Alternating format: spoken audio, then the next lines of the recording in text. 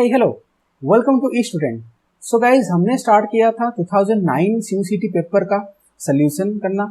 तो आज हमारा पार्ट 2 है। पार्ट 1 में हमने फर्स्ट 20 क्वेश्चन को डिस्कशन ऑलरेडी कर लिया है। अभी हम पार्ट 2 में जो सेकंड 20 क्वेश्चन है, मतलब कि क्वेश्चन नंबर 21 से लेकर क्वेश्चन नंबर 40 तक हम डिस्कशन करेंगे। ठीक है, तो फिर चलिए फटाफट स्टार्ट कर लेते हैं। ओके, सो देखिए गाइज, आपका जो क्वेश्चन नंबर 21 है, आपको ये कह रहा है कि the order of stability of metal oxides, मतलब कि आपको कुछ मेटल ऑक्साइड्स गिवन है, आपको उनका स्टेबिलिटी ऑर्डर का, मतलब कि स्टेबिलिटी का जो ऑर्डर उनको बताना है। मतलब कि आपको इस क्वेश्चन में करना क्या है कि जो मेटल ऑक्साइड्स, जो आपके जो कंपाउंड्स प्रेजेंट है, ओके, तो उनका आपको करना क्या है कि आपको स्टेबिलिटी उनका डिटरमिन करना है। एंड स्टेबिलिटी डिटरमिन करने के बाद स्टेबिलिटी के ऑर्डर आपको देना है। ठीक है, आपको मतलब जो करेक्ट ऑर्डर है उसको चूज करना है।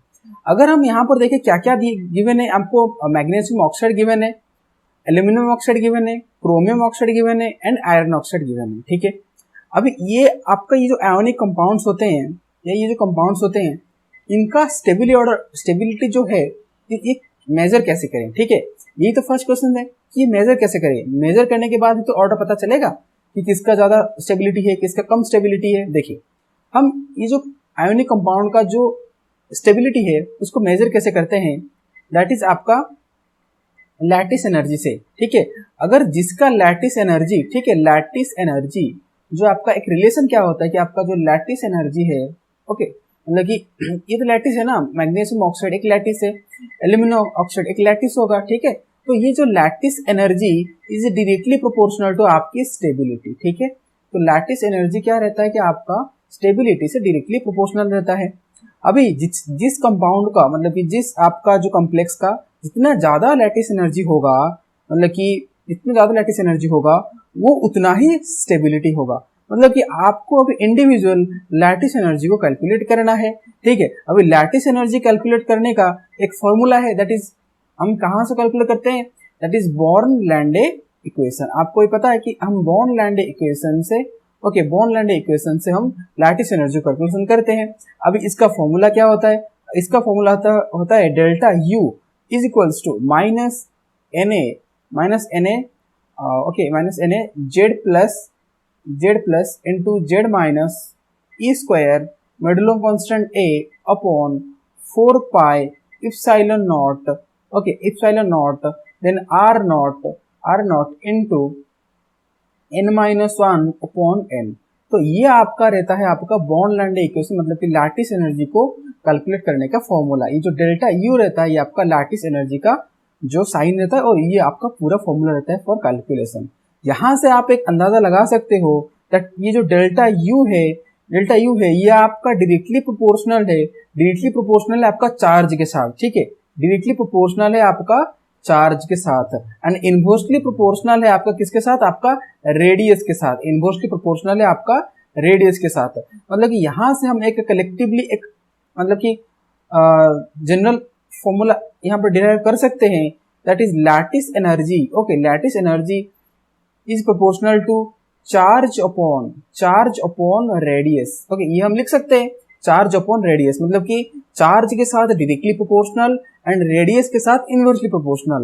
मतलब कि जिस कंपाउंड में चार्ज ज्यादा होगा तो उसका लैटिस एनर्जी ज्यादा होगा। अगर लैटिस एनर्जी ज्यादा होगा तो स्टेबिलिटी ज्यादा होगा, और जिसमें रेडियस ज्यादा होगा तो लैटिस एनर्जी कम हो जाएगा। अगर लैटिस एनर्जी कम हो जाएगा तो स्टेबिलिटी भी कम हो जाएगा। ठीक है, अगर हम यहाँ पर देखें magnesium oxide, aluminium L2O3, Cr2O3, Fe2O3, अगर यहाँ पर हम चार्ज को डिटर्मिनेशन करें तो आपका देखिए आपका क्या आ रहा है, मैग्नीशियम ऑक्साइड में ये डिसोसिएटेड कैसे होगा, Mg2 plus O2 minus, okay, मतलब कि चार्ज आपका आ रहा है 2+। वैसे ही L2O3 में आपका Al2O3 में, ओके, L2O3 में क्या हो रहा है आपका, okay, 2L3 plus 3O2 minus. मतलब कि यहाँ पर आपका मैक्सिमम चार्ज क्या आ रहा है, 3+। अगर आप देखोगे क्रोमियम ऑक्साइड में भी आपका +3 आ रहा है और Fe2O3 में भी आपका चार्ज +3 ही आएगा आफ्टर डिसोसिएशन। ठीक है, तो यहाँ पर अगर चार्ज के मैटर पर जाएं तो आपका तो मैग्नीशियम वाला जो कंपाउंड ये सबसे पीछे आ जाएगा क्योंकि इसका चार्ज तो +2 है। लेकिन यहाँ पर आपका जो मैग्नीशियम का जो लैटिस एनर्जी है वो सबसे ज्यादा रहेगा। ऐसा क्यों? क्योंकि मैग्नीशियम ऑक्साइड को अगर आप ध्यान से देखोगे, मैग्नीशियम ऑक्साइड ये होता क्या है, ये होता है आपका Mg2 plus plus O2 minus. और ये Mg2 प्लस का इलेक्ट्रॉन्स कितने हैं Mg2 प्लस में? क्योंकि आपको पता है कि मैग्नीशियम में 12 इलेक्ट्रॉन्स हैं। अगर आपका 2 प्लस है मतलब कि 2 इलेक्ट्रॉन विड्रॉ किया गया है तो इसमें 10 इलेक्ट्रॉन्स होंगे अभी। एंड O2 माइनस में आपको पता है कि ऑक्सीजन में इनिशियली 8 इलेक्ट्रॉन्स होते हैं क्योंकि इसका एटॉमिक नंबर 8 है और उसमें 2 इलेक्ट्रॉन्स ऐड किए गए हैं, मतलब कि इसका भी इलेक्ट्रॉन नंबर 10 इलेक्ट्रॉन्स है। तो बोथ दोनों का 10 इलेक्ट्रॉन्स है, मतलब कि ये एक आइसो इलेक्ट्रॉनिक कंपाउंड है। और जब आइसो इलेक्ट्रॉनिक कंपाउंड मिलकर एक लैटिस बनाते हैं तो वो सबसे ज्यादा स्टेबल बनता है। तो यहाँ से Mg वो डेफिनेटली सबसे स्टेबल हो जाएगा, तो सबसे ये ऑर्डर में आगे आ जाएगा। अभी बात करना है बाकियों में कि MgO के बाद कौन आएगा, Al2O3 या Cr2O3 या Fe2O3। ओके, अगर हम अभी चार्ज पे आए तो इन सब में +3 का चार्ज आ रहा है, इन सब में +3 का चार्ज आ रहा है, मतलब कि चार्ज के बेसिस पे हम डिफरेंशिएट इनको नहीं कर सकते। अब हम आएंगे रेडियस पे। अगर आप एल्यूमिनियम का रेडियस देखोगे तो ये पीरियोडिक टेबल में एकदम राइट में है। एंड आपको पता है from moving left to right आपका रेडियस डिक्रीज करता है, साइज डिक्रीज करता है, राइट। तो रेडियस बहुत कम है, अगर रेडियस कम है तो लैटिस एनर्जी ज्यादा है, अगर लैटिस एनर्जी ज्यादा है तो स्टेबिलिटी ज्यादा है। तो मैग्नीशियम ऑक्साइड के बाद आपका आएगा एल्यूमिनियम ऑक्साइड, एंड एल्यूमिनियम के बाद आ गया क्रोमियम एंड आयरन के बीच में। अगर आप डी ब्लॉक की जो साइज की जो ट्रेंड को अगर आप स्टडी करोगे तो आपको ये पता चलेगा कि क्रोमियम का जो साइज है वो आयरन से लेस, मतलब कि स्मॉलर है। सो दैट्स व्हाई क्रोमियम का आपका जो लैटिस एनर्जी है, जो स्टेबिलिटी है, वो greater than that of your iron oxide. So आपका यहाँ पर आंसर आ जाएगा फर्स्ट आपका जो ऑप्शन है ये आपका आंसर बन जाएगा। ठीक है, तो होप कि समझ में आ गया होगा, राइट। ओके, सो अब चलिए मूव कर लेते हैं हमारे नेक्स्ट क्वेश्चन में, that is question number 22। The temperature of the slag zone in metallurgy of iron using blast furnaces, मतलब कि आपका जो जब आपका आयरन का मेटलर्जी प्रोसेस चलता है, मतलब कि आयरन के एक्सट्रैक्शन प्रोसेस चलता है ब्लास्ट फर्नेस में, तो वहां पर जो स्लैग जोन एक आता है, उस स्लैग जोन में टेम्परेचर क्या होता है। तो ये तो कंप्लीटली इंफॉर्मेटिव है, अगर आपको याद है कि क्या टेम्परेचर रहता है तो आप आंसर कर सकते हो। तो यहाँ पर करेक्टली आंसर बन जाएगा 800 to 1000 डिग्री सेल्सियस। ठीक है, ओके, इसको ये आपको याद रखना है, right. Okay, let's move to next question, question number 23।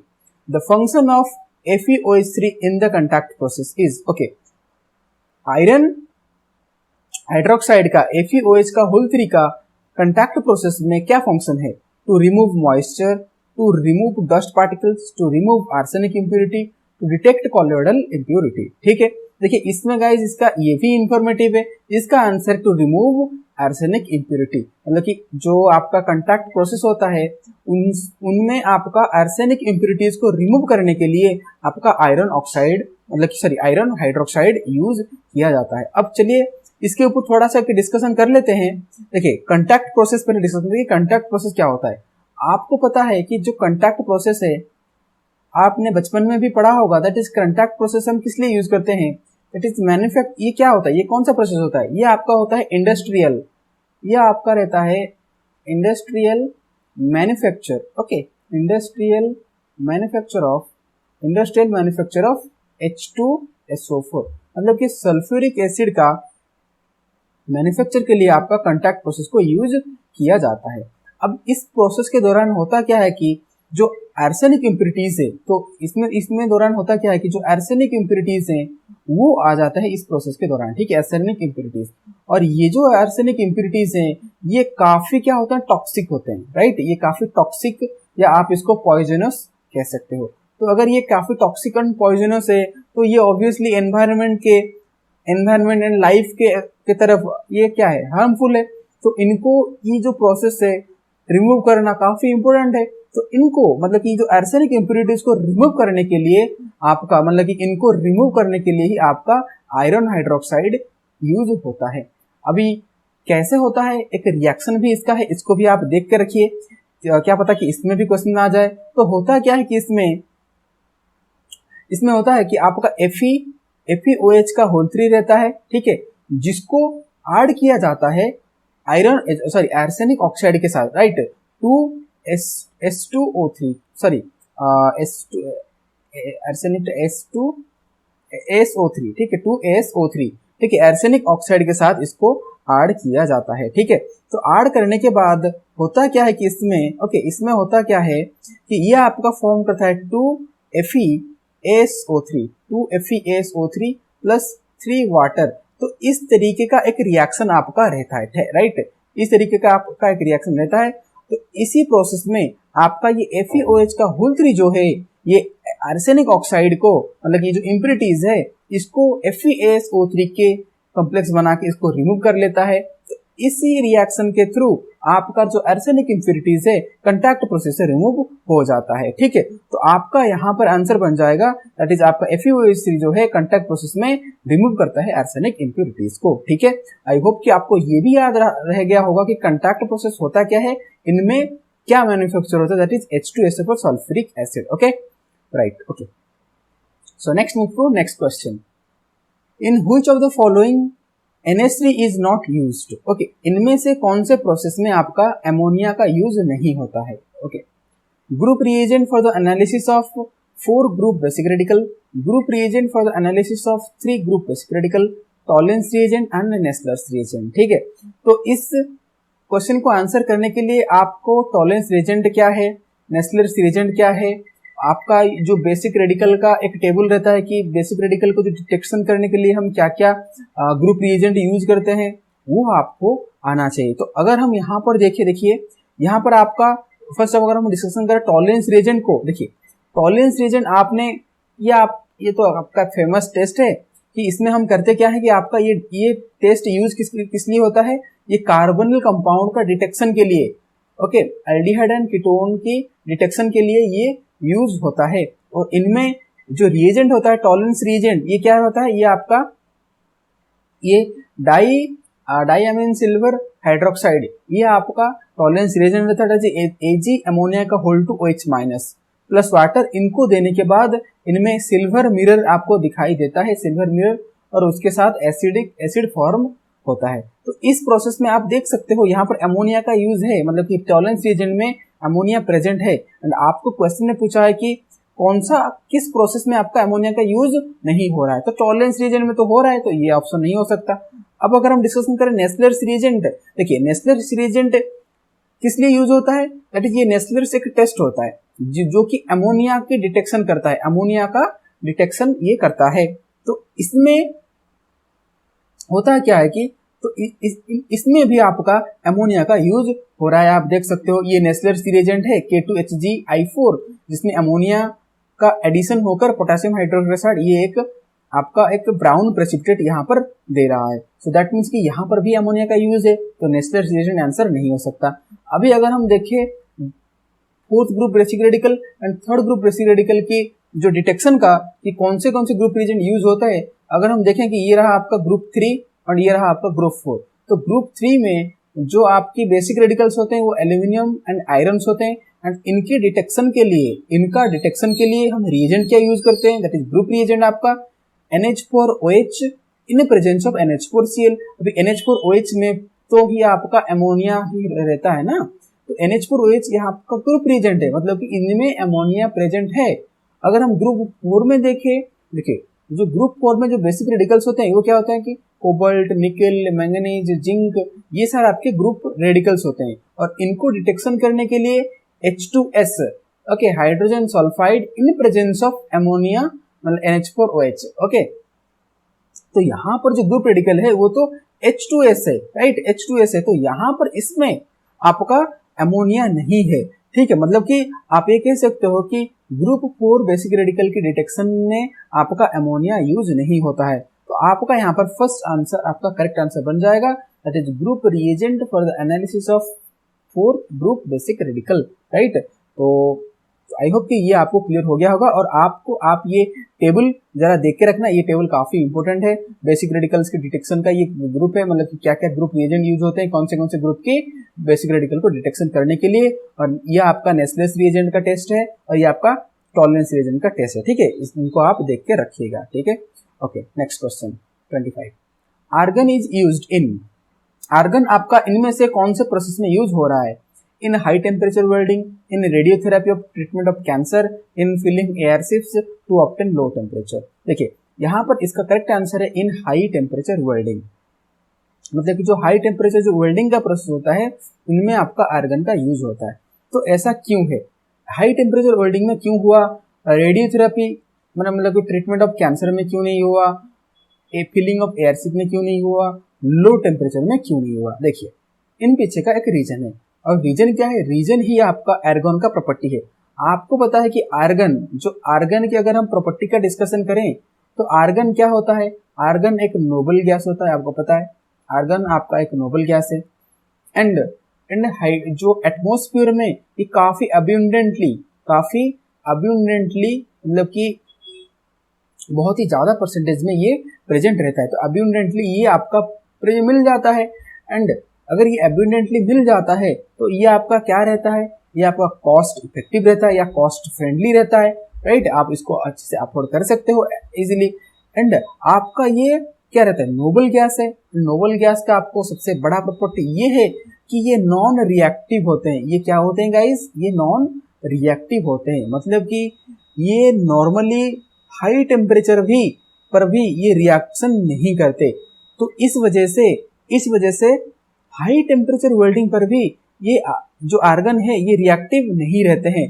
तो इनको काफी आसानी से इनको यूज किया जाता है ये हाई टेम्परेचर वेल्डिंग में, राइट? और ये एब्यूंडेंटली भी एटमॉस्फेयर में मिलते हैं, कॉस्ट इफेक्टिव भी होते हैं, एंड हाई टेम्परेचर पर भी ये रिएक्शन नहीं दिखाते। तो ये इफेक्टिवली यूज होते हैं हाई टेम्परेचर वेल्डिंग में। ये इंफॉर्मेटिव है, आप इसको याद रखिएगा। Okay, next question number 26। The incorrect statement in respect of chromyl chloride test is. Chromyl chloride test के अकॉर्डिंग इनमें से कौन सा ऑप्शन जो है वो इनकरेक्ट है?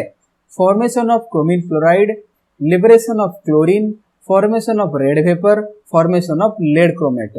तो फर्स्ट ऑफ ऑल हमें ये तो पहले जानना होगा ना कि क्रोमिल क्लोराइड टेस्ट है क्या एक्चुअली। तो इसको जानने के बाद ही हम कमेंट कर सकते हैं कि हाँ क्या चीजें हो रही है या क्या चीजें नहीं हो रही है। तो first let's look at your chromyl chloride test. तो हो क्या रहा है इसमें? देखिए, the chromyl chloride test involve heating a sample suspected of containing chloride with potassium dichromate and concentrated H2SO4। तो गाइस देखिए, मैं बता दूं कि ये जो क्रोमिल क्लोराइड टेस्ट होता है ये क्लोरीन की डिटेक्शन के लिए यूज किया जाता है। अभी बात है कि इसका प्रोसेस क्या है। तो फर्स्ट प्रोसेस ऐसा रहता है कि आपका कि जिस सैंपल में आपका क्लोरीन प्रेजेंट हो, मान लीजिए कि सैंपल आपका सोडियम क्लोराइड है, तो उस सैंपल को लिया जाता है, उसमें आपका K2Cr2O7 मतलब कि जो पोटेशियम डाइक्रोमेट है उनको ऐड किया जाता है, एंड उसमें सल्फ्यूरिक एसिड को ऐड किया जाता है और हीट किया जाता है। उसको ये हीटिंग करने के बाद आपका क्या रहता है कि क्रोमिल क्लोराइड की फॉर्मेशन होता है। ठीक है, तो क्रोमिल क्लोराइड की जो फॉर्मेशन होता है गाइज, ये रेड फ्यूम्स के साथ क्या होता है? ये जो क्रोमिल क्लोराइड का फॉर्मेशन हुआ ये एक रेड फ्यूम्स का फॉर्मेशन होता है। मतलब कि आपको एक रेड फ्यूम्स दिखेगा, एंड आपको ये मतलब कि रेड फ्यूम्स देखकर आपको ये पता लग जाएगा कि हाँ ये रेड फ्यूम्स जो है ये हमारा क्रोमिल क्लोराइड है। अभी देन उसके बाद क्या होगा कि जब आप ये जो रेड फ्यूम मतलब कि ये जो क्रोमिल क्लोराइड को जब आप बेच दोगे, सोडियम हाइड्रोक्साइड दोगे, तो ये आपको मतलब कि ये NaCl, Na2Cr O4 वाटर ये देगा। जब ये देगा मतलब कि ये देने के बाद आप जो मतलब कि फर्दर ये किसके साथ रिएक्शन करेगा? लेड एसीटेट के साथ रिएक्शन करके आपको लेड क्रोमेट, एंड में आपको लेड क्रोमेट दे देगा। जब आपको लेड क्रोमेट दे देगा ये येलो कलर्ड, ये कौन सा? ये एक येलो कलर्ड, ओके, ये एक येलो कलर का प्रेसिपिटेशन होगा, ओके, प्रेसिपिटेट होगा। तो फर्स्ट ऑफ ऑल इसमें क्या हुआ कि आपको सैंपल लेना है, मतलब कि जिसमें आपको टेस्ट करना है कि इसमें क्लोरीन प्रेजेंट है कि नहीं, उस सैंपल का आपको लेना है। उसमें आपको पोटेशियम डाइक्रोमेट को ऐड करना है, देन उसमें आपको सल्फ्यूरिक एसिड को ऐड करना है, देन उसको हीट करना है। हीट करने के बाद आपको एक रेड फ्यूम्स मिलेगा, जो रेड फ्यूम्स आपका क्रोमिल क्लोराइड होगा। तो क्रोमिल क्लोराइड को फर्दर जब आप बेस के साथ रिएक्शन करोगे तो एंड में आपको लेड क्रोमेट मिलेगा, और वो लेड क्रोमेट जो होगा आपका येलो कलर का होगा। तो आप पहचान जाना भाई ठीक है, तो अकॉर्डिंग टू डाटा मेरा भी ये टेस्ट के दौरान ये चीजें आई, येलो कलर प्रेसिपिटेशन मिला, तो दैट मीन्स कि मेरे जो ये सैंपल में क्लोरीन का प्रेजेंट है। ठीक है, तो ये था पूरा आपका क्रोमिल क्लोराइड का टेस्ट, राइट। तो अब चलते हैं हम क्वेश्चन पे कि क्वेश्चन हमको क्या पूछ रहा है। क्वेश्चन आपको पूछ रहा है कि इनकरेक्ट स्टेटमेंट, मतलब कि जो क्रोमिल क्लोराइड टेस्ट के जो रिलेटेड कौन सा वो स्टेटमेंट है जो कि इनकरेक्ट है, बाकी सारे सही हैं। तो first, formation of chromyl chloride, आप ये देख सकते हो कि जो रेड फिल्म्स फॉर्म हो रहा था वही तो आपका क्रोमिल क्लोराइड था ना, तो ये तो सही स्टेटमेंट है। देन लिबरेशन ऑफ क्लोरीन, आपने क्या कहीं भी देखा कि यहाँ पर कहीं क्लोरीन का लिबरेशन हो रहा है? नहीं, मतलब कि ये क्रोमिल क्लोराइड टेस्ट तो क्लोरीन के डिटेक्शन के लिए ही तो है, लेकिन यहाँ पर कहीं भी क्लोरीन की लिबरेशन नहीं हो रहा। सो दैट मीन्स कि ये स्टेटमेंट कहीं ना कहीं गलत लग रहा है। ओके, आगे मूव करते हैं। Formation of red vapours, obvious सी बात है, रेड फ्यूम्स फॉर्म हुआ था, red vapours. Then formation of lead chromate, हाँ जी, लास्ट में जो आपका येलो प्रेसिपिटेट मिला वो आपका लेड क्रोमेट ही था। ठीक है, तो मतलब कि आप यहाँ पर 1, 3, 4 स्टेटमेंट जो वो सही है, ऑप्शन नंबर 2 ही आपका गलत ऑप्शन है, तो यही आपका आंसर बन जाएगा, राइट। यही आपका एक इनकरेक्ट स्टेटमेंट है। Okay, next question number 27, the magnetic movement of a transition metal ion is √15 Bohr magneton, मतलब कि बीएम जो है ये आपका मैग्नेटिक मूवमेंट का मतलब कि यूनिट है Bohr magneton. Therefore the number of unpaired electron present in it is, मतलब कि आपको कहना है कि आपका देखिए आपका यहाँ पर क्वेश्चन में ये पूछ रहा है कि आपका जो डाइपोल मूवमेंट है ना, जो आपका डाइपोल मूवमेंट है उसकी वैल्यू है √15 बोहर मैग्नेटन। अभी आपको बताना है कि इसमें नंबर ऑफ इलेक्ट्रॉन, मतलब कि अनपेयर्ड इलेक्ट्रॉन, मतलब कि ये ऐसे ऐसे, मतलब कि ऐसे करके, मतलब ऐसे ऐसे होंगे, तो यहाँ पर सिंगल इलेक्ट्रॉन्स कितने हैं आपको ये बताना है, सिंगल इलेक्ट्रॉन, क्योंकि आपको पता है कि जब अनपेयर्ड इलेक्ट्रॉन्स रहता है तभी आपका मैग्नेटिक मूवमेंट शो होता है। जब आपका पेयर्ड इलेक्ट्रॉन्स रहते हैं, पेयर्ड होके रहते हैं, तो वहां पर मैग्नेटिक मूवमेंट 0 आ जाता है। तो ऑब्वियसली बात है √15 बोहर मैग्नेटन है, दैट मीन्स कि अनपेयर्ड इलेक्ट्रॉन तो डेफिनेटली है, बट कितने हैं कैलकुलेट करना है। इसके लिए आपको ट्रिक है, देखिए अभी ये जो √15 है इसको आप सॉल्व कर लीजिए। देखिए ये √15 जो है इसको आप सॉल्व कर लीजिए। अगर आप √15 को सॉल्व करोगे तो कितना आएगा आपका, लगभग ये आएगा √3.87 बोहर मैग्नेटन। एक ट्रिक हमेशा याद रखिए, जिसकी पॉइंट में आंसर आता है, जिसकी पॉइंट में, यहाँ पर 3 की पॉइंट में आया, 3 पॉइंट, इसका मीन्स ये है कि यहाँ पर 3 अनपेयर्ड इलेक्ट्रॉन से, ये आपका ट्रिक है। आपको किसी भी तरीके से सोचना नहीं है, बस स्ट्रेट फॉरवर्ड यही करना है।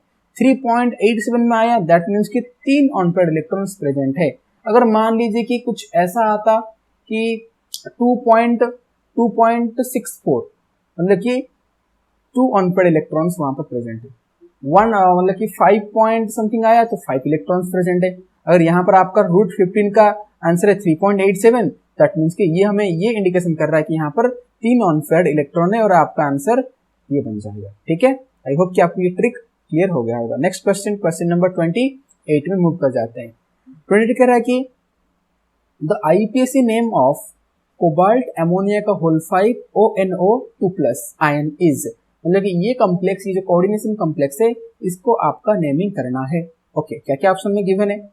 पेंटा अमीन नाइट्रो कोबाल्ट 3 आयंस, पेंटा अमीन नाइट्रो कोबाल्ट 4 आयन, पेंटा अमीन नाइट्रीटो कोबाल्ट 4 आयंस, पेंटा अमीन नाइट्रीटो कोबाल्ट 3 आयंस।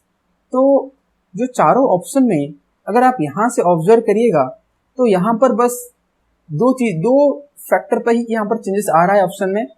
एक में 3 और 4, मतलब कि जो ऑक्सीडेशन स्टेट है उनमें बस डिफरेंस है 3 या 4, नहीं तो नाइट्रो और नाइट्रीटो में डिफरेंस आ रहा है। मतलब कि आपको यहाँ पर बस कंफर्मेशन ये करना है कि यहाँ पर नाइट्रीटो होगा या नाइट्रो होगा। देन सेकंड, ऑक्सीडेशन स्टेट क्या होगा कोबाल्ट का, 3 होगा या 4 होगा, बस इतना कर लोगे तो आपको ऑप्शन पता चल जाएगा। तो फर्स्ट ऑफ ऑल चलिए कैलकुलेट करते हैं कि यहाँ पर जो कोबाल्ट है उसका ऑक्सीडेशन स्टेट क्या है। देखिए यहाँ पर अगर हम कॉम्प्लेक्स को राइट करेंगे, कोबाल्ट एमोनिया का होल 5 ONO, ओके, कॉम्प्लेक्स के ऊपर 2+, राइट।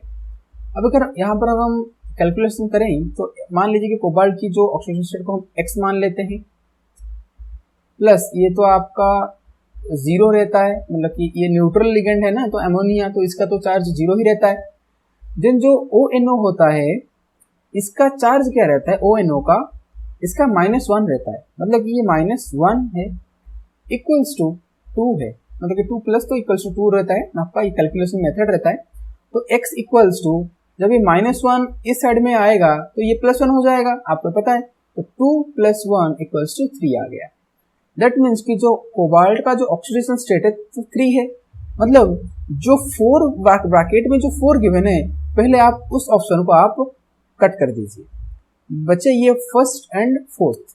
अभी नाइट्रो है या नाइट्रीटो है, देखिए अभी जो ONO है ना, ये नाइट्रीटो है, नाइट्रो नहीं नाइट्रीटो है, तो बस सिंपल हो गया, आपका आंसर बन गया, फोर्थ नंबर आंसर आपका बन जाएगा, that is pentaammine nitrito cobalt 3 ion, ये आपका करेक्ट आंसर बन जाएगा। ठीक है, नेक्स्ट क्वेश्चन, क्वेश्चन नंबर 29, ये तो आपका हो गया।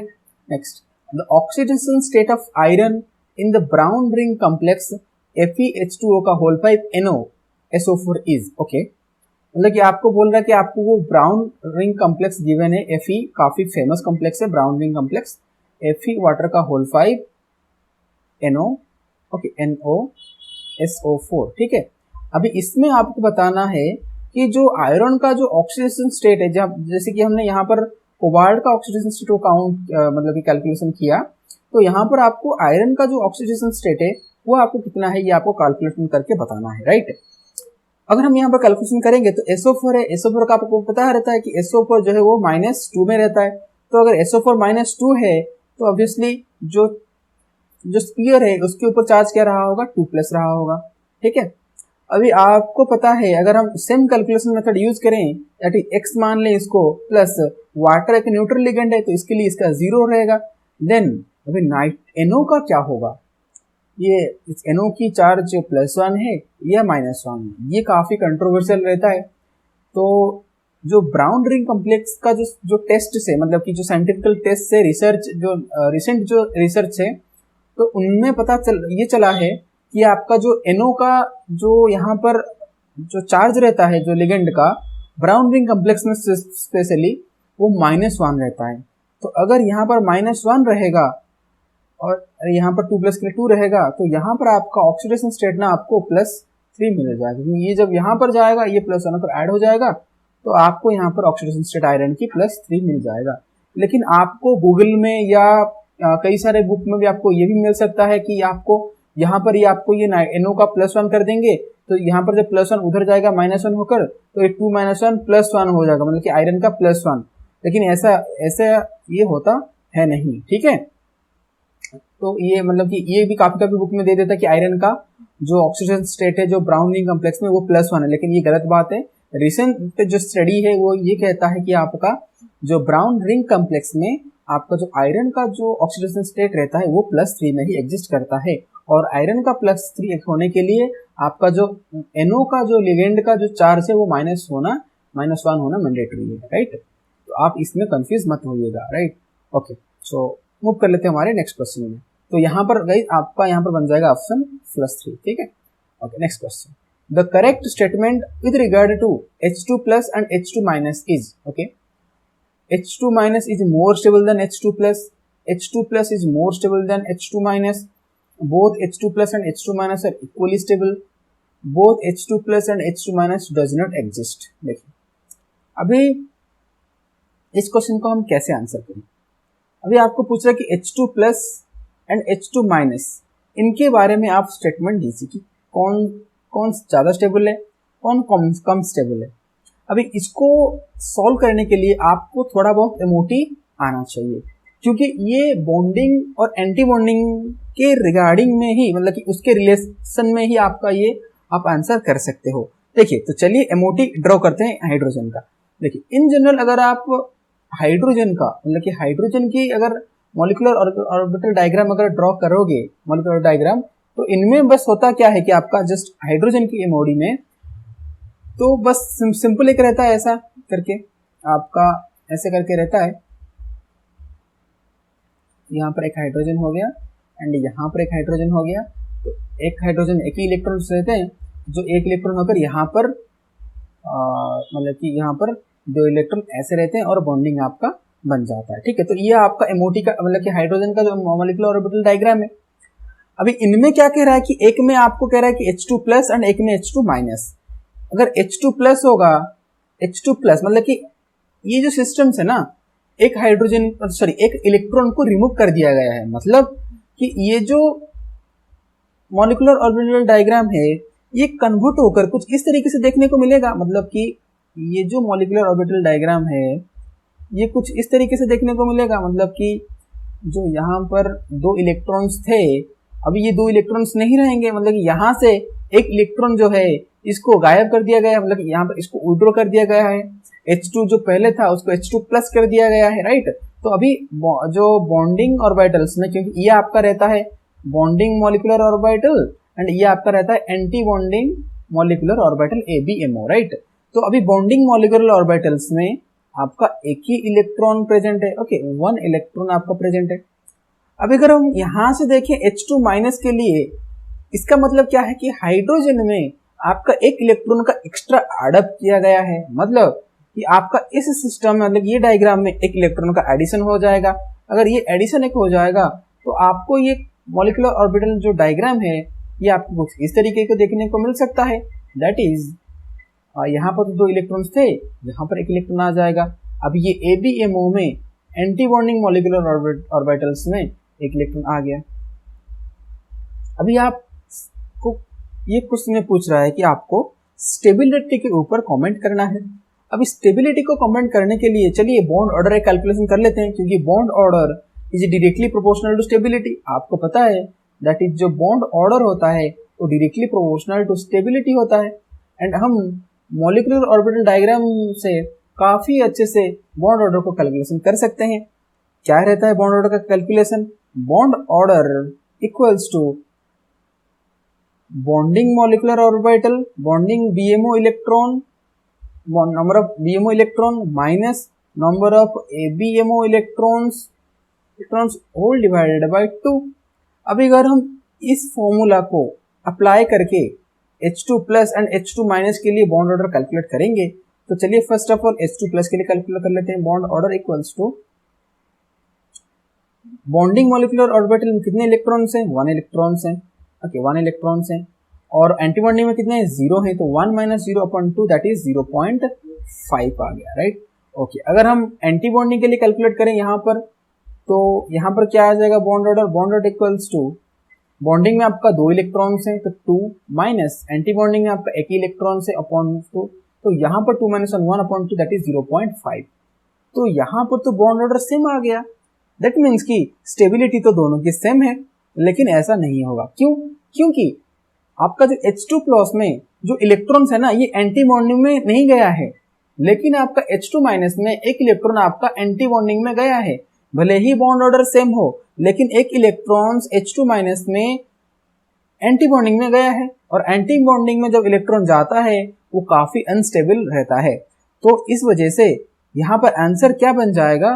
That is H2 plus is more stable then H2 minus. तो आपका यहाँ पर करेक्ट आंसर ये बन जाएगा। इनिशियली तो आपको लगेगा that both are equally stable, but ऐसा नहीं होगा, ठीक है। इसके पीछे का रीजन यही है, एंटी बॉन्डिंग जो ऑर्बिटल में इलेक्ट्रॉन एंटर कर रहा है, right. Okay, next question, question number 31।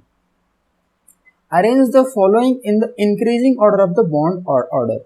मतलब कि ये जो आपको चारों मतलब कि मॉलिक्यूल्स गिवन है इनको इनका आपका बॉन्ड ऑर्डर के अकॉर्डिंग आपको इनको मतलब कि इंक्रीजिंग बॉन्ड ऑर्डर में इनको आपको रखना है। मतलब कि सबसे जो कम बॉन्ड ऑर्डर है उसको फर्स्ट रखना है, देन इंक्रीज करते करते हुए आपको जाना है। तो फर्स्ट ऑफ ऑल आपको बॉन्ड ऑर्डर की कैलकुलेशन तो आना चाहिए ना, देन ही आपको पता चलेगा कि किसका क्या बॉन्ड ऑर्डर है। तो इसको काउंट करने के लिए, कैलकुलेट करने के लिए एक शॉर्ट ट्रिक होता है बॉन्ड ऑर्डर का, ठीक है। एक आपका बॉन्ड ऑर्डर की कैलकुलेशन का एक शॉर्ट ट्रिक रहता है। क्या शॉर्ट ट्रिक रहता है बॉन्ड ऑर्डर का? देखिए, आपको ऐसा लिखना है, दैट इज 14 13 12 11 10, यहाँ पर 15 16 17 18 19 20। अभी 14 जो होता है इसके लिए आपका यहाँ पर आप लिख सकते हैं कि ये आपका बॉन्ड ऑर्डर का सीरीज है, और ये टोटल इलेक्ट्रॉन्स हैं, ठीक है। ओके, अगर आपका टोटल इलेक्ट्रॉन्स 14 है तो आपका बॉन्ड ऑर्डर क्या हो जाएगा 3। अगर आप 1 डिक्रीज करते जाएंगे इलेक्ट्रॉन्स तो बॉन्ड ऑर्डर भी हाफ डिक्रीज करता हो जाएगा। मतलब 13 के लिए 2.5, 12 के लिए 2.0, 11 के लिए 1.5, 10 के लिए 1.0, ऐसे ही 9 के लिए 0.5 एंड 8 के लिए 0 हो जाएगा, ठीक है।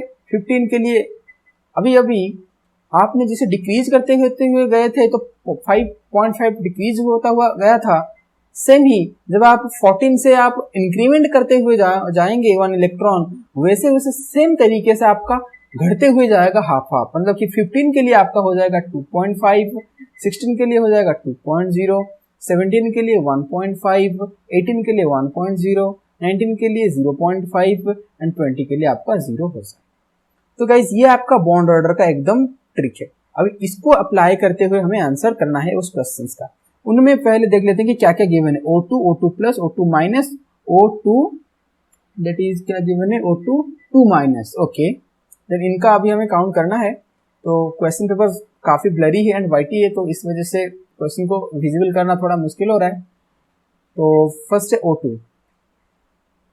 अगर हम O2 का देखें, O2 एग्जैक्टली O2 है, तो अगर हम O2 का देखें, O2 का अगर हम इलेक्ट्रॉन काउंट करें तो कितना आ रहा है O2 का।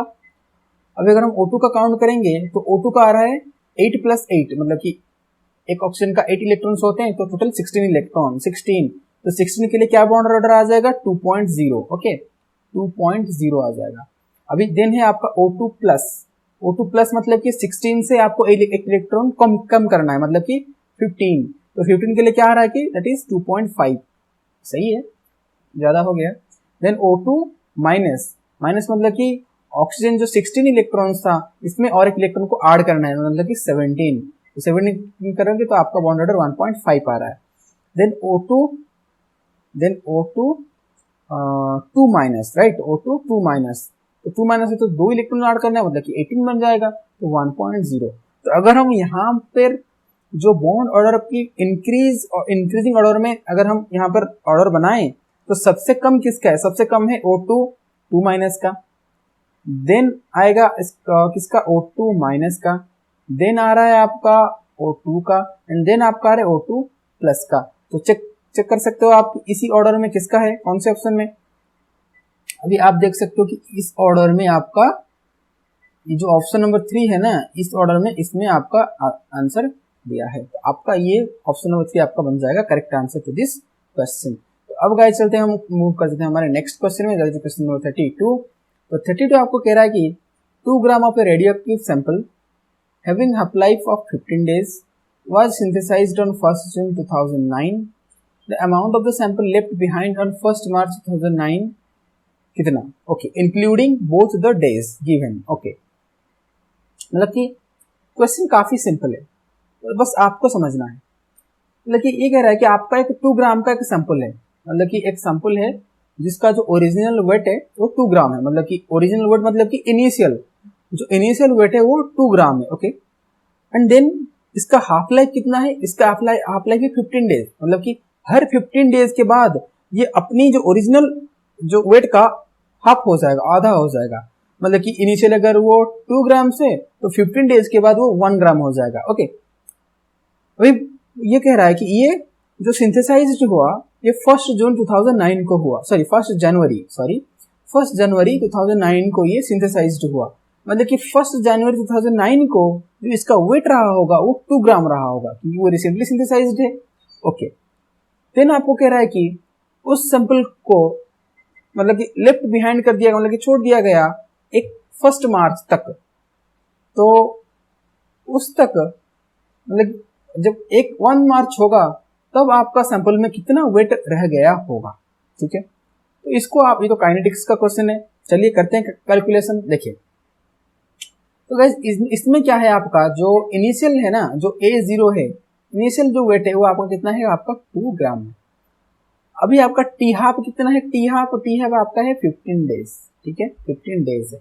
अभी अगर टी हाफ है तो आपको पता है कि ये जो रेडियो एक्टिविटी है तो रेडियो एक्टिविटी, हर रेडियो एक्टिविटी के लिए, रेडियो एक्टिव डीके के लिए आपका कौन सा ऑर्डर होता है काइनेटिक्स में? आपका फर्स्ट ऑर्डर काइनेटिक्स फॉलो करता है। जो हर रेडियो एक्टिव डीके होते हैं वो फर्स्ट ऑर्डर काइनेटिक्स को फॉलो करते हैं। तो यहाँ पर फर्स्ट ऑर्डर है, एंड आपको पता है कि फर्स्ट ऑर्डर में आपका रिलेशन रहता है that is t half is equals to 0.693 upon k. तो यहाँ से हम जो रेट कांस्टेंट, तो इसको हम कैलकुलेट कर सकते हैं। ओके, इसको हम कैलकुलेशन कर सकते हैं। तो यहाँ से के की वैल्यू क्या हो जाएगा? 0.693 अपॉन टी हाफ, और टी हाफ की वैल्यू गिवन है 15, तो 0.693 अपॉन 15 है। ओके, तो हमें के मिल गया दैट इज 0.693 अपॉन 15। देन हमें कैलकुलेट करना है दैट इज टोटल डेज कितना है, मतलब कि फर्स्ट जनवरी से लेकर आपका 1 मार्च तक। ओके, 1 मार्च तक कितने डेज टोटल हैं? ओके, मतलब कि कितना डेज उसको रख दिया गया है इनिशियल जो स्टार्टिंग डेज से।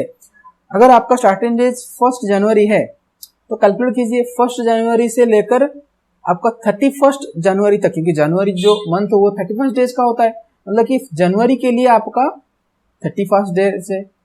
अभी फरवरी जो होता है वो कितने डेज का होता है? वो 28 डेज का होता है। इन जनरली फरवरी आपका 28 डेज का होता है। देन 1 मार्च को भी आपको कैलकुलेट करना है। तो 1 मार्च मतलब कि मार्च का है वहां पर आपका +1 एक ऐड हो जाएगा। तो 31 प्लस ये 29 दैट इज 60। तो टोटल 60 डेज, मतलब टोटल 60 डेज के बाद आपको अभी बताना है कि सैंपल में कितने अभी जो उसका वेट है वो बच गया है। मतलब कि अगर उसका इनिशियल जो वेट है अगर 2 ग्राम्स है, तो आफ्टर 60 डेज कितने जो मॉलिक्यूल से, मतलब कितने वेट जो है वो लेफ्ट रह जाएगा, राइट। तो इसको अभी हमें काउंट करना है। देखो, हमें अभी के की वैल्यू पता है, मतलब कि हमें अभी के की वैल्यू मिल गया है। ओके, के की वैल्यू मिल गया है दैट इज 0.693 अपॉन 15। हमें अभी हमें टी की वैल्यू मिल गया है दैट इज 60 डेज, ठीक है, जिसके लिए हमें कैलकुलेट करना है। अभी हमें यहां से करना क्या है कि 80 को ही निकालना है, क्योंकि A0 हमें गिवन है दैट इज 2 ग्राम, ठीक है। 80 को अभी कैलकुलेट करना है according to first order kinetics. Okay, first order kinetics के अकॉर्डिंग जो आपका फॉर्मूला होता है, क्या होता है आपका गाइस? आपका फॉर्मूला होता है that is K equals to 1 upon t ln A0 upon 80, यही तो होता है। अभी अगर हम डाटा पुट करेंगे दैट इज के की वैल्यू क्या है दैट इज 0.693, ओके, 0.693 अपॉन 15, ये के की वैल्यू है। 1 बाई टी की वैल्यू कितना है? 60 days into ln natural log of A0 कितना है? 2 ग्राम्स, ओके, 2 ग्राम मतलब 2 होल अपॉन 80 हमें कैलकुलेट करना है। तो चलिए हम लेते हैं इसको x ले लेते हैं। अब अगर यहां से हम कैलकुलेट करेंगे स्टेप बाय स्टेप, तो यहां से क्या हो जाएगा that is ln, okay, natural log. अगर हम नेचुरल लॉग को ln को अगर लॉग में कन्वर्ट कर दें तो ये क्या हो जाएगा? ये यहां से हो जाएगा लॉग ऑफ 2.303 लॉग, क्योंकि आपको पता है जो ln होता है ln इक्वल्स टू 2.303 लॉग होता है, ठीक है, लॉग होता है। तो ये बन जाएगा। अभी हम यहाँ से लिख सकते हैं that is log of 2/x equals to, ये उधर चला जाएगा तो 0.693 अपॉन 15 इंटू 60 अपॉन 2.303। ओके, तो आप इसके बाद क्या होगा? इसके बाद क्या हो सकता है, मतलब कि इसके बाद log ऑफ 2/2 अपॉन x, यही तो था। यहाँ पर क्या था? यहाँ पर था 0.693 अपॉन 15 इंटू 60 अपॉन 2.303, ये इतने आ रहा है, ये टोटल इतना आ रहा है। अभी लॉग अगर यहाँ शिफ्ट करेंगे यहाँ तक तो 2/x 2/x इक्वल्स टू, जब log यहाँ से इधर शिफ्ट होता है तो 10 के पावर्स में आ जाता है, तो 10 के पावर्स में ये टोटल आपका 10 के पावर में आ जाएगा। अगर 10 के पावर में आ जाएगा तो यहाँ से आप काफी अच्छे से x को कैलकुलेट कर सकते हो। तो यहाँ 2/x है तो यहाँ से आप x को कैलकुलेट कर सकते हो। जब आप x को कैलकुलेट करोगे ना तो आपका x की वैल्यू आ जाएगा 0.125 ग्राम, आपका आंसर आ जाएगा। टास्क ये है कि आप इसको खुद से ही कैलकुलेट करिएगा, आपको स्टेप पता चल गया है, ठीक है। तो आपका यहाँ पर जो आंसर बन जाएगा वो आपका आंसर बन जाएगा ऑप्शन नंबर 4, ठीक है। चलिए नेक्स्ट क्वेश्चन में मूव कर लेते हैं। नेक्स्ट क्वेश्चन है आपका काइनेटिक्स का है 33। For a chemical reaction A to B, the rate of reaction is 2 × 10⁻³ when the initial concentration is 0.05 mole dm⁻³ the rate of the same reaction is 1.6 × 10⁻² mole dm⁻³ second inverse when the initial concentration is 0.1 mole इतना the order of the reaction is, मतलब कि एक reaction जो है, मतलब कि इसको clear cut हम लिख लेते हैं। एक आपका रिएक्शन है, यहाँ पर ही कर लेते हैं, आप यहाँ से कैलकुलेट कर लीजिएगा, तो यहाँ पर ही कर लेते हैं, ओके। तो आपको गाइस गिवन क्या है, आपको गिवन है एक रिएक्शन, ठीक है।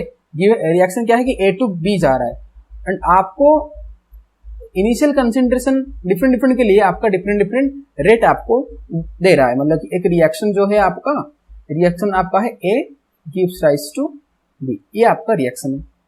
एंड आपको पता है अगर ये मान लीजिए कि एक जनरल रिएक्शन है और एक जनरल रिएक्शन के लिए हम रेट का एक्सप्रेशन क्या लिखते हैं, हम ये लिखते हैं कुछ कि रेट इक्वल्स टू मतलब कि rate equals to K into, मतलब कि rate constant, okay, rate constant K into A की concentration to the power x, यही तो होता है जो आपका रिएक्टेंट का concentration to the power x। And यही जो x है यही आपका रिप्रेजेंट करता है किसका, यही आपका रिप्रेजेंट करता है ऑर्डर को। एंड आपको अब इस क्वेश्चन में पूछा भी कुछ यही है कि ऑर्डर आपको पूछा है, ओवरऑल मतलब जो रिएक्शन ऑर्डर ही आपको पूछा है, ओके। अभी आपको डाटा क्या गिवन है, डाटा ये गिवन है कि आपका 0.05 जब मोल dm⁻³ इनिशियल कंसेंट्रेशन है, मतलब कि जब ये A की concentration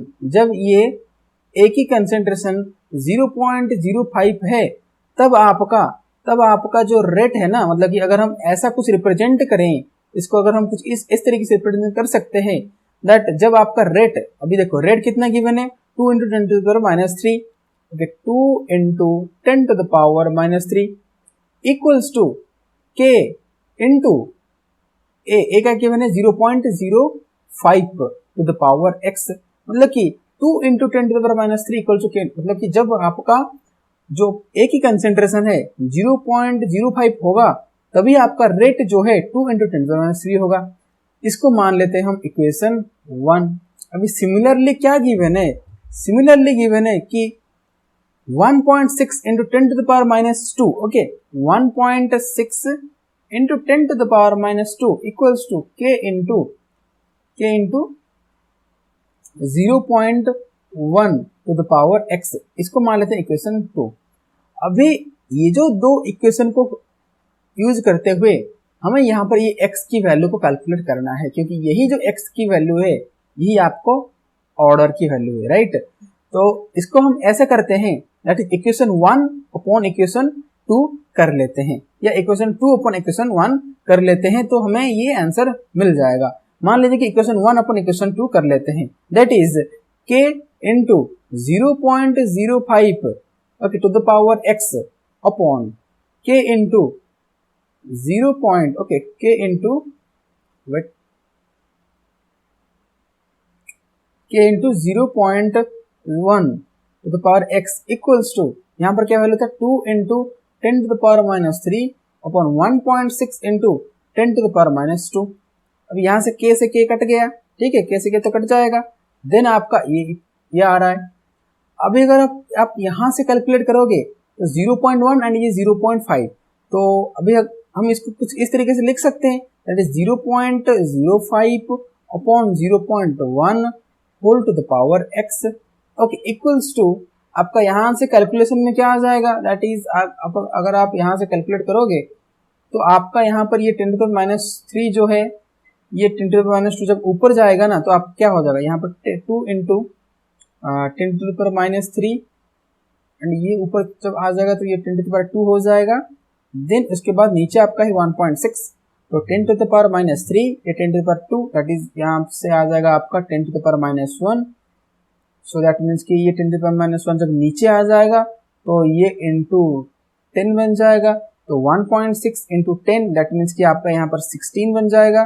that means 2/16 that is 1/8 and जब आप ये पार्ट को कैलकुलेट करोगे ना, जब आप ये पार्ट को कैलकुलेट करोगे तो आपका यहाँ पर आ जाएगा 1/2 to the power x equals to 1/8।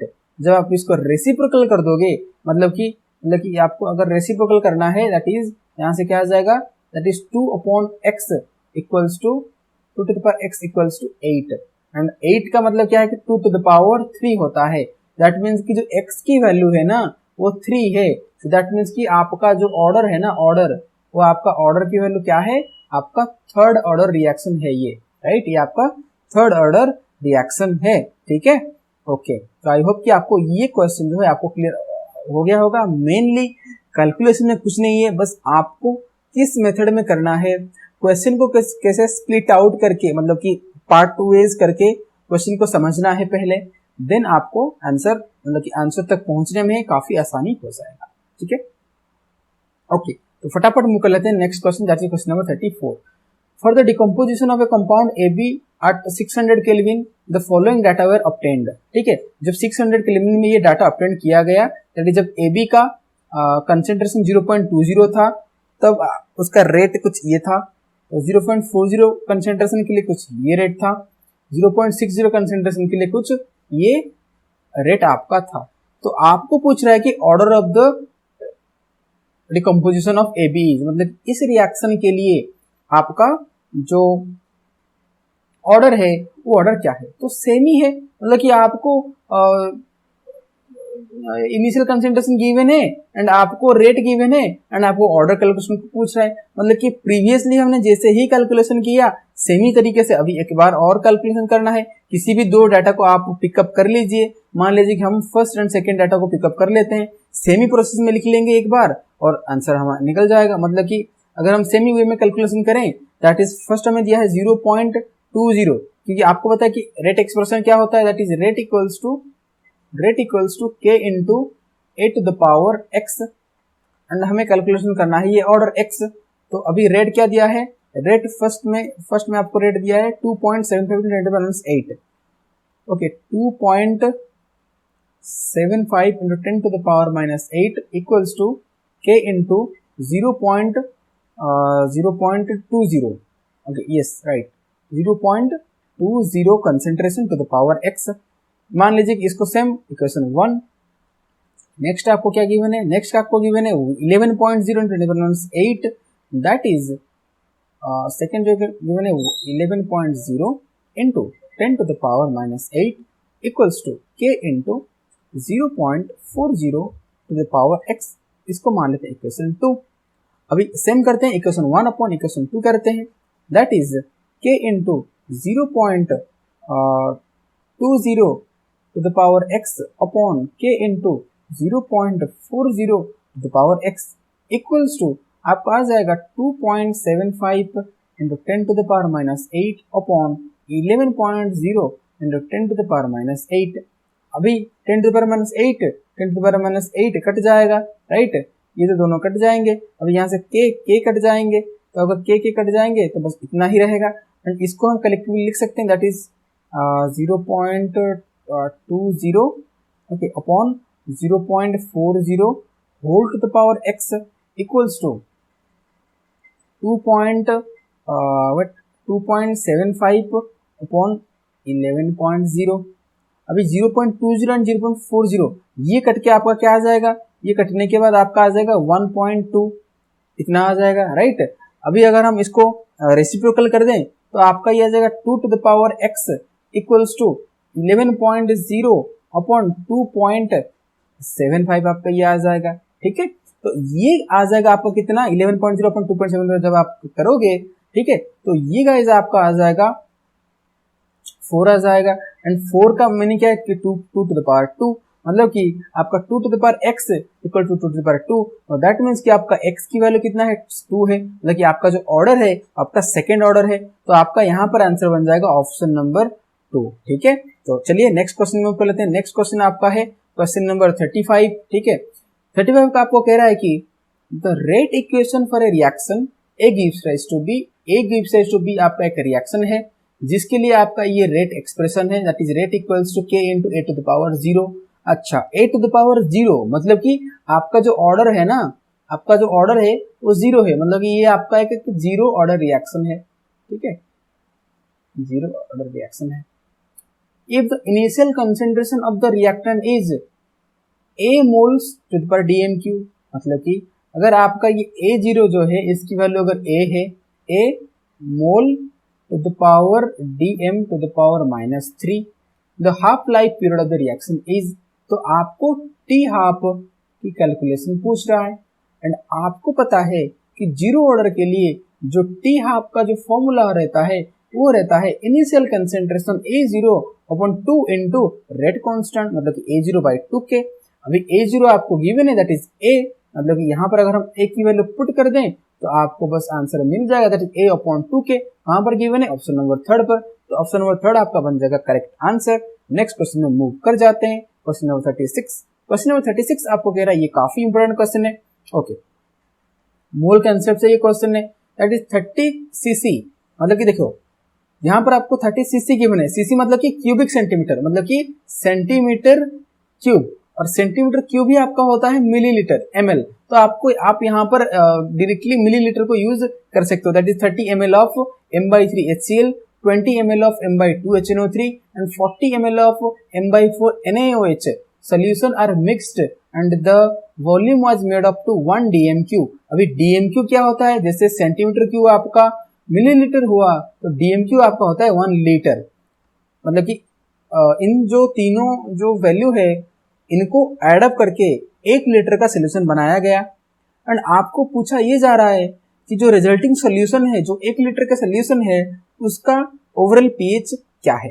ठीक है, अभी हमें ओवरऑल पीएच कैलकुलेट करना है, और ये आपका एक मिक्सिंग का प्रॉब्लम है, तो इसके लिए हमें क्या करना पड़ेगा? फॉर्मूला का यूज करना रहेगा। ठीक है, तो फॉर्मूला आपका क्या रहता है? आपको एक फॉर्मूला याद होगा, दैट इज मिक्सिंग के लिए, दैट इज M1V1। ठीक है, M1V1 plus M2V2 plus M3V3 equals to MV, मतलब कि जितने नंबर्स ऑफ जो आपके मॉलिक्यूल्स के सोल्यूशन है वो एडअप किए गए होंगे सैंपल का, तो उतने नंबर आपके ऐड होंगे, देन टोटल MV होगा।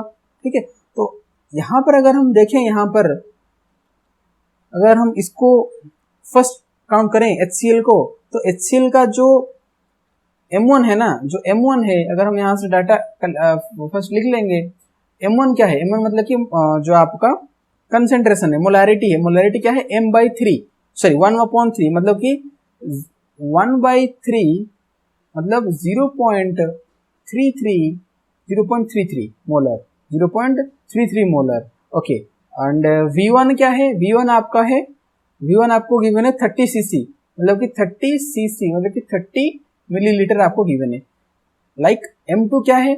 M2 आपको गिवन है m/2, that is 0.50 mole concentration. And आपको V2 गिवन है, V2 क्या गिवन है आपको गाइस? V2 आपको गिवन है 20 क्यूबिक सेंटीमीटर, मतलब कि 20 क्यूबिक सेंटीमीटर, मतलब कि 20 ml। सिमिलरली आपको M3 क्या गिवन है? M3 आपको गिवन है दैट इज 0 मतलब 1/4, मतलब कि 0.25, ओके 0.25 आपको 25 मोलर। एंड आपको जो V3 है वो क्या गिवन है? V3 आपको गिवन है दैट इज 40 cc, मतलब कि 40 cc इक्वल टू 40 मिलीलीटर आपको गिवन है। ठीक है, अभी ये डाटा आपको गिवन है। अगर हाँ, यहाँ पर अगर हम M और V की कैलकुलेशन करें तो आपको यहाँ पर मतलब क्वेश्चन में क्या पूछा कि आपको pH बताना है। ठीक है, अगर हम यहाँ पर वॉल्यूम की देखें V की, मतलब V मतलब क्या है, फाइनल वॉल्यूम। अभी फाइनल वॉल्यूम में आपको क्या कह रहा है कि आपको 1 लीटर का 1 लीटर का आपको सोल्यूशन बनाना है, मतलब कि 1 DMQ का, मतलब कि 1 DMQ मतलब कि 1 लीटर और 1000 ml, मतलब कि इतने का आपको फाइनल जो है वॉल्यूम बनाना है। तो V आपका 1000 ml हो गया, ठीक है। अब यहाँ से आपको जो मतलब कि जो मोलैरिटी है ना, जो फाइनल मोलैरिटी सोल्यूशन का, उसको काउंट करना है। अगर मोलैरिटी का मतलब कि आपने कैलकुलेशन कर लिया, तो मोलैरिटी से जो हाइड्रोजन आयंस की जो कंसेंट्रेशन है वो कैलकुलेट किया जा सकता है। अगर हाइड्रोजन आयन की कंसेंट्रेशन ही कैलकुलेट किया मतलब कि हमने कर लिया, तो वहां से बहुत ही आसानी से हम पीएच का कैलकुलेशन कर लेंगे। तो अभी हमारा जो टारगेट है कि हम कैसे जो मोलैरिटी है ना, इसको हम कैलकुलेट करते हैं। देखिए, तो वैल्यू पुट कर लेते हैं। M1V1 HCl में क्या है आपका 0.33, मतलब कि 0.33 को हम नॉर्मली ऐसे लिख सकते हैं, 1/3 इंटू वॉल्यूम क्या है, वॉल्यूम है 30 प्लस आपका M2 किसके लिए था, M2 आपका था नाइट्रिक एसिड के लिए। तो M2 क्या है, M2 आपका है 1/2 0.5 इंटू 20।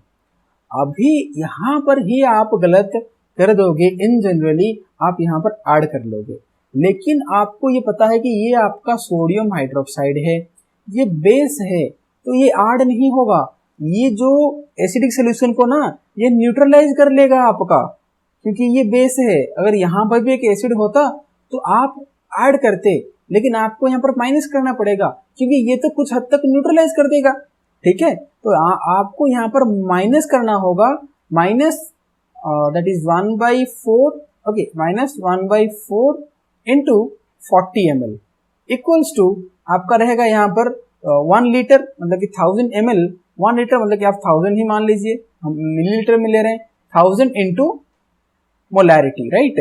तो इसको अगर आप कैलकुलेट करोगे, ठीक है, तो यहाँ से 330 से कटेगा, तो यहाँ पर आ जाएगा कितना, 10 प्लस 2 10 जा 20, यहाँ से 10 माइनस 4 10 जा 40, तो यहाँ से minus 10 equals to 1000 into m।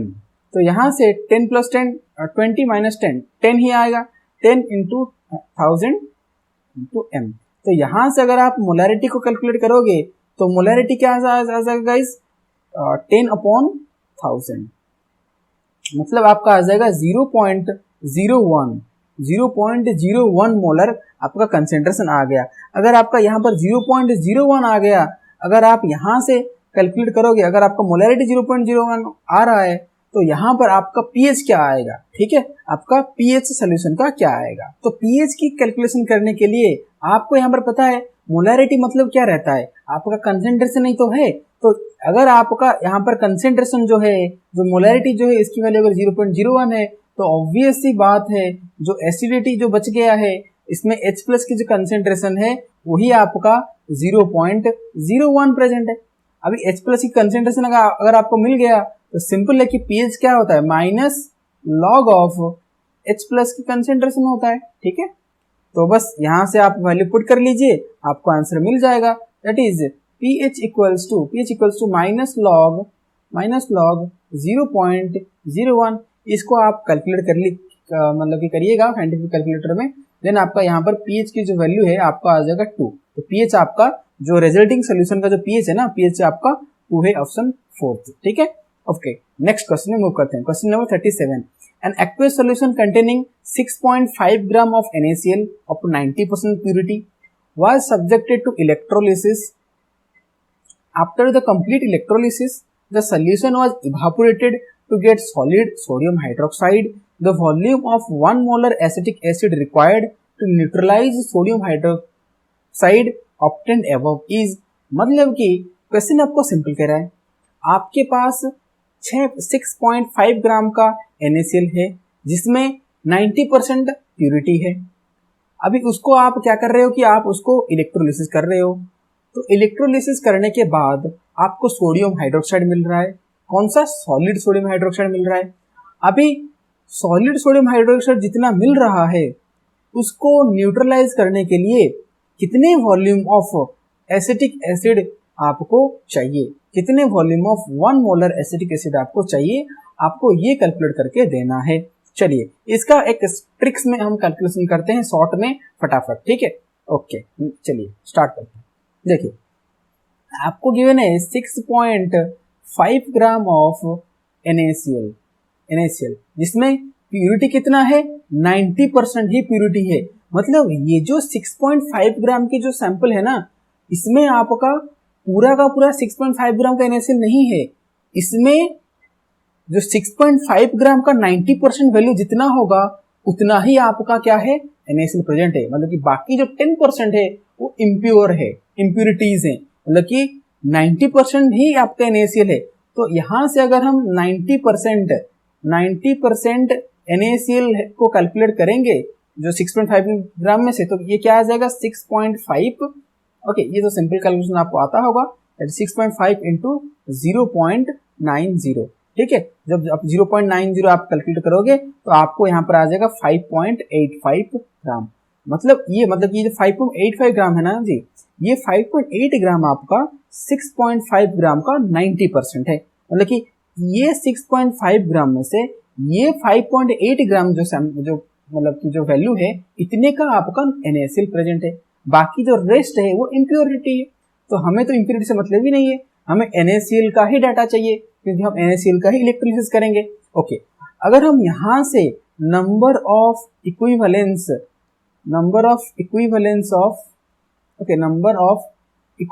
Of देखो इस टाइप के क्वेश्चन को कैलकुलेट करने के लिए आपका जो मोल कंसेप्ट का जो टॉपिक है ना वो काफी स्ट्रॉन्ग रहना चाहिए। एंड आप देख सकते हो कि जो हम सीरीज में PYQ सॉल्व करते आ रहे हैं CUCT का, तो वहां पर इन जनरली एवरी ईयर आपका मूल कंसेप्ट के ऊपर फोकस करते हुए क्वेश्चंस आ रहा है, मतलब कि 2-3 क्वेश्चंस आ रहा है। तो मूल कंसेप्ट क्वेश्चन मतलब जो टॉपिक है वो काफी इंपॉर्टेंट है। तो मेरा सजेशन ये रहेगा कि आप जो मूल कंसेप्ट जो टॉपिक है ना उसको आप कंप्लीट कर लीजिए, वो काफी इंपॉर्टेंट हो रहा है, वाइटल हो रहा है और काफी क्वेश्चंस आ रहे हैं, ठीक है। तो देखिए यहाँ पर number of equivalence of NaCl वो कितना गाइस हो जाएगा, वो हो जाएगा जितने आपको गिवन वेट है अपॉन इसका टोटल मॉलिक्यूलर वेट, मतलब कि NaCl का तो 58.5 ग्राम रहता है। तो यहां से अगर आप कैलकुलेट करोगे तो आपका यहाँ पर आ जाएगा 0.1। तो number of equivalence of NaCl कितना है 0.1। तो अगर नंबर ऑफ NaCl 0.1 है तो number of equivalence of NaOH जो है ना, NaOH वो भी कितना है, वो भी 0.1 ही होगा क्योंकि NaCl को इलेक्ट्रोलिसिस करने के बाद तो NaOH मिल रहा है ना। तो अगर NaCl का 0.1 इक्विवेलेंस प्रेजेंट है नंबर, तो यहाँ पर NaOH का भी उतना होगा। अगर NaOH का उतना है तो NaOH को न्यूट्रलाइज करने के लिए भी आपका 0.1 volume of 1 molar acetic acid आपको चाहिए रहेगा, ठीक है। अगर हम इसका वॉल्यूम कैलकुलेट कर रहे हैं, सिंपल वॉल्यूम ऑफ अगर हम CH3COOH कैलकुलेट करेंगे तो ये क्या आ जाएगा 0.1 into 1000 upon 1 that is 100 centimetre cube, that is 1000 हो गया, that is 100 centimetre cube, that is 100 millilitre, क्योंकि 1 centimetre cube is equal to 1 millilitre. तो 100 मिलीलीटर और 100 सेंटीमीटर क्यूब। तो देखते हैं ऑप्शन में क्या गिवन है, ऑप्शन में गिवन है 100 सेंटीमीटर क्यूब। तो आपका करेक्ट आंसर बन जाएगा फर्स्ट वाला, ठीक है। ओके नेक्स्ट क्वेश्चन करते हैं, मतलब कि ये आ गया इलेक्ट्रोकेमिस्ट्री से। The standard electrode potential for the half cell reactions are. आपका एक हाफ सेल रिएक्शन गिवन है ये वाले, जिसके लिए आपको स्टैंडर्ड इलेक्ट्रोड पोटेंशियल की वैल्यू भी गिवन है। एंड आपको पूछ रहा है कि आपको EMF of the cell reaction, मतलब कि ये जो आपका सेल रिएक्शन है ना, इसके लिए आपको EMF की वैल्यू कैलकुलेट करना है, ठीक है। ओके करते हैं कैलकुलेशन। देखिए आपका जो EMF का जो फॉर्मूला रहता है ना, EMF का जो फॉर्मूला वो क्या रहता है, reduction potential of cathode minus reduction potential of anode, ठीक है।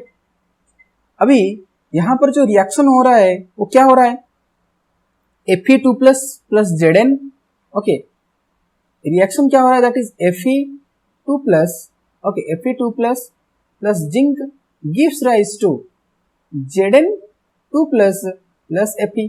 मतलब यहाँ पर जो आयरन है वो रिडक्शन हो रहा है, एंड मतलब कि आयरन जो है, मतलब कि अभी अगर हम यहाँ से देखिए एनोड में क्या होता है, हमेशा आपका एनोड में आपका ऑक्सीडेशन होता है, मतलब कि Zn2 प्लस जा रहा है, मतलब कि Zn2 प्लस आपका एनोड में जा रहा है, ऑक्सीडेशन हो रहा है। और इसके लिए आपका जो रिडक्शन पोटेंशियल की जो वैल्यू है, मतलब कि reduction potential of anode, okay, reduction potential of anode जो गिवन है ना, जो जिंक के लिए, वो क्या गिवन है, दैट इज आपका गिवन है -0.76, ओके, -0.76 वोल्ट। देन आपका कैथोड में क्या हो रहा होगा गाइस, कैथोड में आपको पता है कि आपका रिडक्शन हो रहा होगा, ठीक है, जैसे कि आपका जो एनोड में ऑक्सीडेशन होता है, आपका जो कैथोड में क्या हो रहा होगा, रिडक्शन हो रहा होगा। मतलब आपका यहाँ पर Fe2 प्लस से आपका, मतलब कि यहाँ पर 2 इलेक्ट्रॉन्स निकलेंगे और यहाँ पर 2 इलेक्ट्रॉन को रिसीव करते हुए आपका ये Fe में रिडक्शन हो जाएगा। और रिडक्शन पोटेंशियल ऑफ जो कैथोड है, आपको वो कैथोड कितना गिवन है, आपको गिवन है शायद -0.46, राइट, -0.44, वेट -0.44 आपको गिवन है, ठीक है। अभी आपको रिडक्शन पोटेंशियल ऑफ एनोड मिल गया, रिडक्शन पोटेंशियल आपको कैथोड मिल गया। अभी इस फॉर्मूला में हम पुट कर लेते हैं, that is EMF, okay, EMF is equals to reduction potential of cathode, मतलब -0.44, okay, minus reduction potential of anode. तो रिडक्शन पोटेंशियल ऑफ एनोड क्या है, -0.76, दैट इज -0.76। अभी अगर हम यहां से कैलकुलेशन करें तो -0.44 एंड ये माइनस क्या हो जाएंगे, प्लस हो जाएंगे, तो +0.76। अगर आप यहां से देखोगे तो क्या आ रहा है आपका, +0.76 एंड -0.44, तो यहाँ पर लगभग आपको यहाँ पर आ रहा है गाइज 0.12, शायद ऑप्शन में क्या है, यस, दैट इज वेट, यहाँ पर क्या आ जाएगा, यहाँ पर आपका आ जाएगा प्लस में प्लस 0.32, यस, यही तो आ रहा है आंसर आपका, EMF की वैल्यू। देखते हैं ऑप्शन में है कि नहीं, यस, ये सेकंड ऑप्शन में गिवन है, दैट इज +0.32, ठीक है, तो आपका ये आंसर बन जाएगा। ओके, नेक्स्ट कर लेते हैं, नेक्स्ट क्वेश्चन में, that is question number 39। 10⁻⁻6 molar NaOH is diluted 100 times the pH of the diluted base is, मतलब कि आपका जो NaOH का क्या था, 10⁻⁻6 मोलर था, जिसको क्या किया गया, 100 टाइम्स डाइल्यूटेड किया गया, मतलब कि उसमें 100 टाइम्स वाटर डाला गया। आपको ये कंसेप्ट पता रहना चाहिए दैट अगर आप किसी भी जो मतलब कि सैंपल का जो कंसेंट्रेशन है, उसको अगर आप मतलब कि कितने भी टाइम्स आप डाइल्यूटेड करते हो, तो उतने टाइम उसको कंसेंट्रेशन में क्या आता है, डिक्रीमेंट आता है, मतलब कि कंसेंट्रेशन क्या होता है कि डिक्रीज कर जाता है, क्योंकि कंसेंट्रेशन क्या रहता है कि इतने अमाउंट ऑफ वाटर में कितनी आपका जो गिवन जो सैंपल है ना, उसका जो आयंस है वो कितने प्रेजेंट है। अगर आप वाटर ऐड कर दोगे तो उसकी जो कंसेंट्रेशन है वो डिक्रीज कर जाता है, मतलब कि आप 10⁶ मोलर में 100 टाइम्स डाइल्यूट कर दिए हो, मतलब कि यहाँ पर डिवाइडेड बाय 100 आप कर दिए, तो अगर 100 कर दिए तो ये क्या हो जाएगा, 10⁻⁸ मोलर में कन्वर्ट हो जाएगा, ये डिक्रीज कर गया इसका कंसेंट्रेशन। ओके, इसके साथ क्या रहता है आपका, जब आप 100 टाइम्स वाटर डाल रहे हो तो कुछ वाटर भी तो डिसोसिएट होगा, मतलब कि कुछ वाटर भी तो आपका H प्लस OH माइनस में डिसोसिएट होगा कि नहीं। अभी अगर आपको पता है कि वाटर का जो डिसोसिएशन होता है उसमें क्या होता है आपका 10⁻⁷ का H प्लस एंड 10⁻⁷ का OH माइनस की डिसोसिएशन होता है। मतलब यहाँ पर आप कह सकते हो कि जब आपका NaOH के साथ, जब आपका सोडियम हाइड्रोक्साइड के साथ 100 टाइम्स डाइल्यूशन किया गया, ओके, डाइल्यूशन किया गया, तो आपका जो कंसेंट्रेशन है उसमें क्या बदलाव आएगा, एक तो वो 100 टाइम्स क्या हो जाएगा, डिक्रीमेंट कर जाएगा, मतलब इनिशियली अगर वो 10⁻⁶ मोलर कंसेंट्रेशन था, देन वो कन्वर्ट हो जाएगा 10⁻⁸ मोलर में, डिक्रीज हो गया, देन उसके बाद उसमें और किसका, देखो अब ये कंसेंट्रेशन किसका है, क्योंकि NaOH आपको पता है कि Na प्लस OH माइनस में ये तो डिसोसिएट होता है। अभी ये जो 10⁻⁸ मोलर है ये OH माइनस का ही तो कंसेंट्रेशन है। अभी यहाँ पर वाटर जब डिसोसिएट होगा तो और भी एक्स्ट्रा OH माइनस के कंसेंट्रेशन आ जाएंगे। कितनी एक्स्ट्रा आ जाएंगे कि दैट इज 10⁻⁷ एक्स्ट्रा आ जाएंगे, तो प्लस करना पड़ेगा 10⁻⁷ मोलर। तो दैट मीन्स कि जब आप 10⁻⁻6 मोलर NaOH को 100 टाइम्स डाइल्यूटेड करोगे तो आपका जो कंसेंट्रेशन है वो 10⁻⁻6 मोलर से चेंज होकर इतने में आपका कन्वर्ट हो जाएगा। अगर आप इसको सिंप्लीफाइड करोगे तो यहाँ पर जब आप 10⁻⁷ कॉमन लोगे तो 1.1 इंटू 10⁻⁷ मोलर आपका आ जाएगा। अभी इतनी आपका ये डिक्रीज होकर ये वैल्यू आ गया। अभी ये किसकी वैल्यू है? ये आपकी वैल्यू है OH माइनस की कंसेंट्रेशन। तो अगर OH माइनस का कंसेंट्रेशन आपको पता चल गया तो यहाँ से आप पहले POH को निकाल लो। अभी POH कितना आएगा? POH मतलब minus log of OH minus की कंसेंट्रेशन। अभी OH माइनस की कंसेंट्रेशन आपको रिसेंटली ही मिला है, दैट इज 1.1 इंटू 10⁻⁷। ठीक है, अगर आप इसको कैलकुलेशन करोगे डायरेक्टली आपको आ जाएगा गाइज आपका 6.95। यस एग्जैक्टली, मैं पहले से ही कैलकुलेशन करके रखा हूँ क्योंकि इसको कैलकुलेशन करने के लिए तो कैलकुलेटर ही चाहिए, राइट? तो ठीक है, सही है, तो टाइम सेव हो जाएगा, है ना? तो 6.95 आपका आ जाएगा। तो अगर आपका POH 6.95 आ गया, लेकिन आपको POH तो पूछा नहीं है, आपको पूछा है pH। ठीक है, तो pH आपको पता है दैट इज सॉरी, तो यहाँ पर आपको POH आ गया कितना? 6.95। ठीक है, अभी आपको एक रिलेशन पता है that is POH plus pH equals to आपका क्या आता है? That is 14। अभी अगर आपको POH की वैल्यू 6.95 गिवन है प्लस pH आप यहाँ से कैलकुलेट कर सकते हो, that is pH equals to 14 minus 6.95 that is 7.05 आ रहा है। तो चलिए देखते हैं फिर कौन सा आंसर बनेगा। ओके, ये तो बिटवीन में है, तो 7.05 मतलब 7.05 मतलब कि बिटवीन 7 to 8 आपका ये आंसर आपका करेक्ट बन जाएगा। ठीक है, ओके। लास्ट क्वेश्चन आज का, question number 40। In the electrolysis of acidulated water, it is desired to obtain 1.12 cc of hydrogen per second under STP condition. The current to be passed is okay.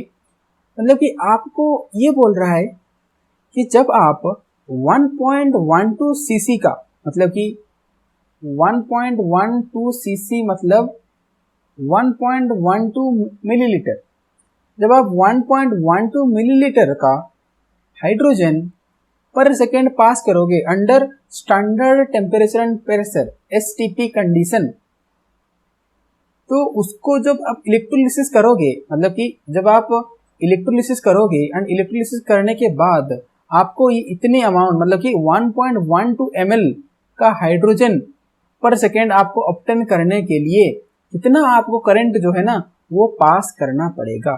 ठीक है, according to reaction हमें जो hydrogen हमें obtain करना है। Hydrogen हम कैसे obtain कर सकते हैं? दैट इज अगर आप H प्लस में एक इलेक्ट्रॉन की एडिशन करोगे तो आपको क्या मिलेगा? हाइड्रोलिसिस जब आप करो हाइड्रोलिसिस आ जा रहा है। जब आप इलेक्ट्रोलिसिस करोगे तो आपको यहाँ पर हाफ H2 मिलेगा।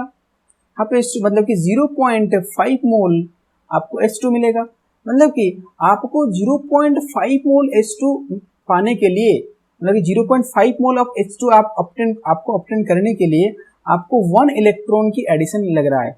1 इलेक्ट्रॉन मतलब कि 96500 कूलम की चार्ज, मतलब कि 1 फैराडे की चार्ज आपको लग रहा है, मतलब कि 0.5 मोल ऑफ हाइड्रोजन को ऑब्टेन करने के लिए। ठीक है, अभी हमें सेम वे में अभी हमें क्या करना है? सिंपल हमें जो 1.12 सीसी दिया है वो कितने मोल्स हैं, अगर हमें ये पता चल जाए तो ये रिलेशन को यूज करते हुए, मतलब कि 0.5 मोल के लिए इतने चार्ज लग रहा है, तो यहां से जो मोल मिलेगा उस मोल्स में कितना चार्ज लगेगा वहां से कैलकुलेट करके हमें चार्ज मिल जाएगा।